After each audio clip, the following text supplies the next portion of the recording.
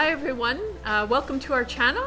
We have some don'ts to share with you of what not to do in Mexico, and we are here in Bucerias. Look how beautiful it is. Let's get started.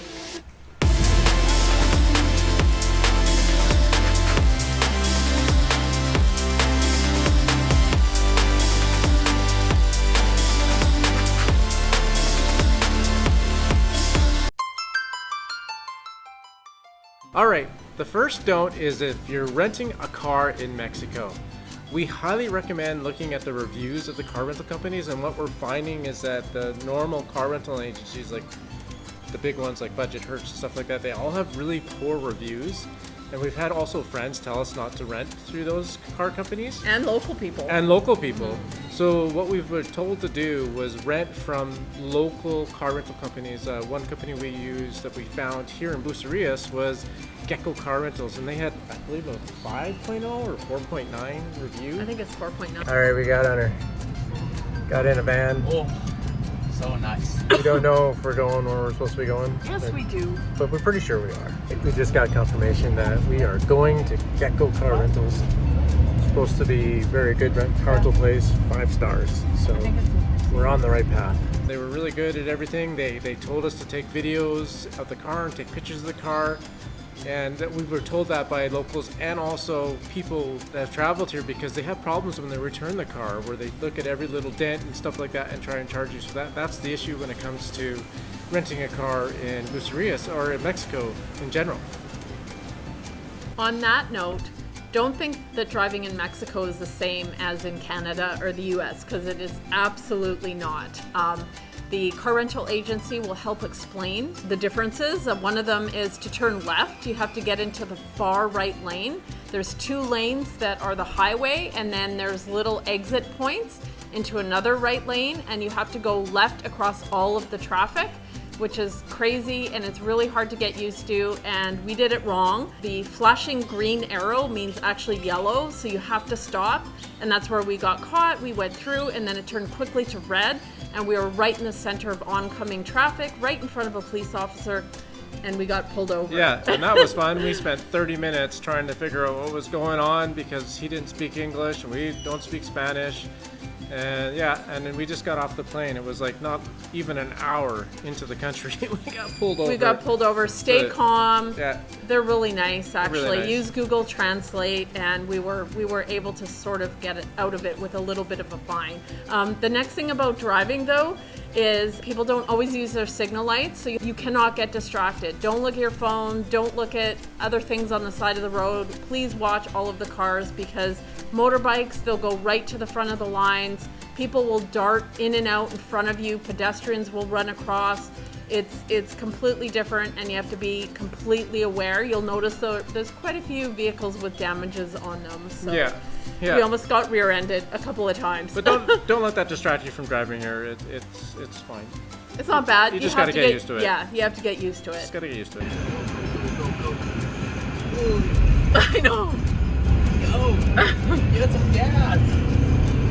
Another don't is when you come to the airport, you go through customs, and then here in Puerto Vallarta is what they call the shark tank. You go through this mass horde of people saying, hey, can you come with me? Do you need a taxi? Do you need this? Do you need that? And they say, you got to come with me. You got to come with me.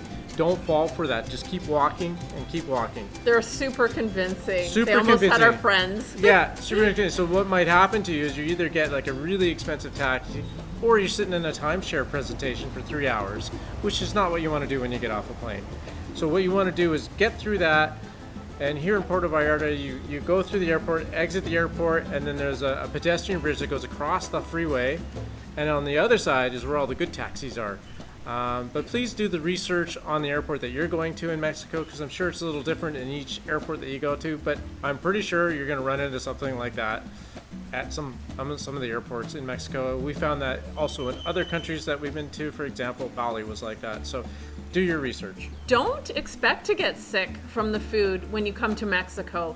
How we prepared beforehand, because we expected to get sick, is we had acidophilus and kefir, just to make sure that our tummies were ready. We also brought black charcoal with us in case we get sick. But we just research the area. Look for places with high reviews, ones that the locals go to, ones that maybe people tell you about, ones that are really busy. Even the street food, just look for places that are busy or highly rated. We've been here 2 weeks. We have not got sick, not at all, nor have our kids. But don't eat off of things that look kind of dicey. We saw a truck with like dirty tools and things in the back of it, and the guy was selling meat out of it or tacos or something. I mean, obviously you wouldn't do that. But you know what? It's actually really good. Some places are better with their sewage treatment, so look at that as well. But here in Bucerias, we feel like it's very clean. Even the locals told me that as well, because I would always ask, did you use bottled water for my ice and for my drinks and different things like that? And she says a lot of people think that it's not clean here, and it's gotten much better. Take your precautions, but don't necessarily expect to get sick. On that note, we don't recommend that you drink the tap water. Most places that you're staying, if not all of them, will have bottled water, and then when you go out, always order bottled water. I use the tap water to brush my teeth. I don't swallow it, I just spit it out. I haven't had any problems, but don't be filling your cups with the tap water. Yeah, that's where you tend to get sick from mostly, is the tap water. I think so. I also rinsed all of our fruit and stuff that we bought with the bottled water. So again, better to be safe than sorry. All right, another don't do your data roaming plan with your cell phone provider from home. What they'll do is back in home in Canada, they have like Roam Like Home, and it's like $10 to $15 a day. So if you're here for like 2 weeks, it's like $300 per phone. Where you can get something that we use is called Aurelio, and you get, for 2 weeks, you can get 2-3 gigs, 5 gigs if you want, and it costs like $20 to $25 for the whole time that you're here. And you just use it for your data, and you can keep your cell phone, and if anyone needs to call you, you can still get called. Just turn on your Wi-Fi calling, and that works really great. If you're interested in using Aurelio, just click the link in our description. That'll take you right to Aurelio, and you can check out their website and stuff. It's really simple to do. You download the app, you can buy it before you come, and then you activate it when you're in the country. And it's really easy to use. And then you just make sure you turn off all your social media on your cell phone data, so you don't end up using all that. Just use it for like texting, and GPS is what I really needed it for, and messaging people. And then you just connect all the Wi-Fi's down here, or when you're here for your phone to do all the other stuff. There's tons of Wi-Fi available, and that's what it's good for. Don't take your money out at random ATMs. Just take it out at banks. We've experienced this, and we've also heard criminals will put skimmers at the different ATMs, but the ones at the bank are supposedly monitored, so it's much safer to take out the cash from there, and I was told that as well by the local people living here. You can also get travel visas as well if you want, like get another visa instead of using your regular visa as well. But it's pretty good down here as long as you stick to the banks.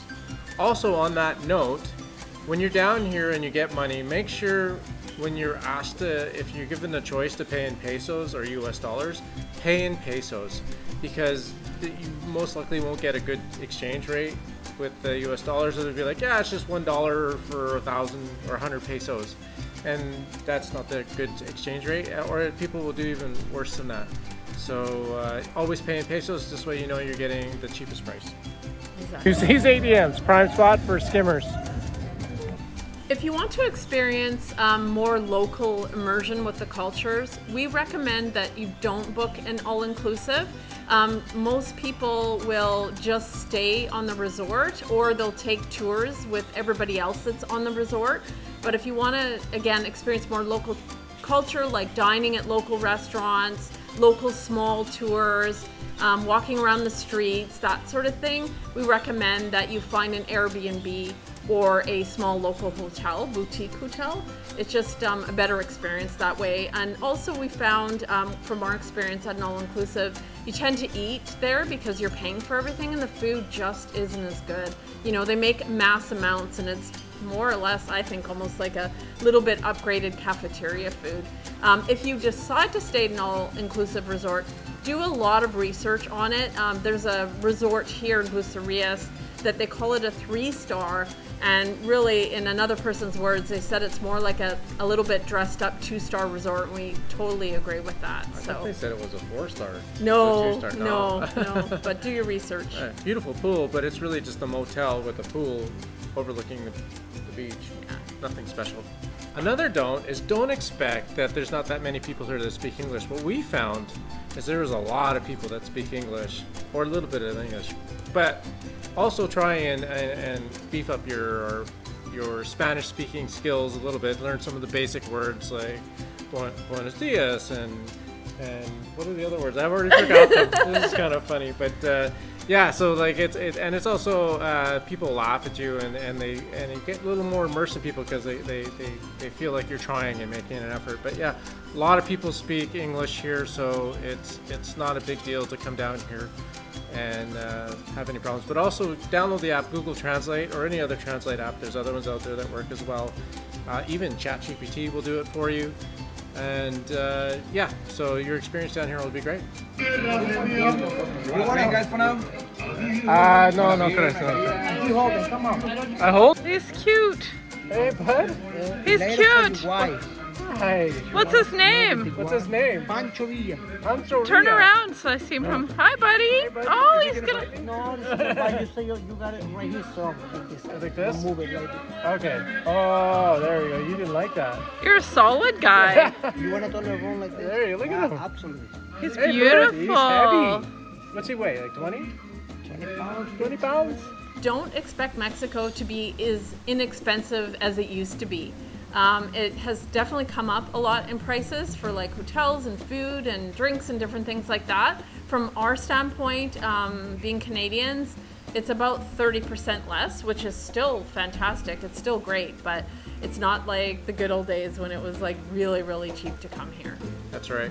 Another don't expect to pay for parking if you've rented a vehicle. It's crazy. There's we come from a place where you have to pay for parking everywhere, and here don't have to pay for parking anywhere. I haven't. Although I did have a guy come up to me saying I need to give him money to protect my car in Puerto Vallarta. I gave him the money anyways. It wasn't much money, but yeah, I think that was a scam. But other than that, Oh, well. I haven't had a place. There's very little places that you have to pay for parking. You just have to make sure that you park where there's a white line and not a yellow line. That's about it. That being said, I didn't see any parking tickets issued, so No, just flyers on the cars. yeah, just you'll get flyers. Don't eat at the touristy spots. Here in Bucerias, and I think that goes for probably many locations, all the ones along the beach or in front of the beach, they have beautiful views, but the food is more expensive and not as good. Go off on like the side streets and talk to locals that live here and ask where they eat. And read the Google reviews. Read too. the Google reviews. What we have found, much better food, much better tasting, and actually a lot cheaper. Oh yeah, way cheaper. Yeah. Way cheaper. And don't take the ambiance of the restaurant as an indicator of how poor or good the food is, because we went to some places that just looked like someone's house, and it was amazing. It was basically street food. It was like there's like this little open patio area with the outdoor grills, just some guys cooking, but it was clean, fresh. It was our favorite spot almost. I think it was like $1 something a taco when you Something like translated that. to Canadian dollars. So Yeah, it was pretty good. yeah, highly recommend. It's one of the better ones. Local restaurants who want local food, cheap too. It's outside and it's really, really cool. It's called Taqueria El Salmón. Taquería El Sinaloense. All right. This is the restaurant you got to come to when you come here. Don't pay full price for stuff. Always negotiate. It's part of the experience here, and they expect it. And yeah, it's part of it. It's fun. You just like our friends were here with us, and the horses riding on the beach, guys, like $40 US, and they got it down to $25 US, and they were happy with it. Then you can give them a tip at the end as well, and just also make sure that you're paying a fair price and you're not ripping them off. No. They got to make a living too, but it's part of the experience. They have a bottom line. They They know. do. Like They they're know. we had to walk away from some things because they're like, no, we're not going, any lower than that, which is fine too. So it's part of the fun.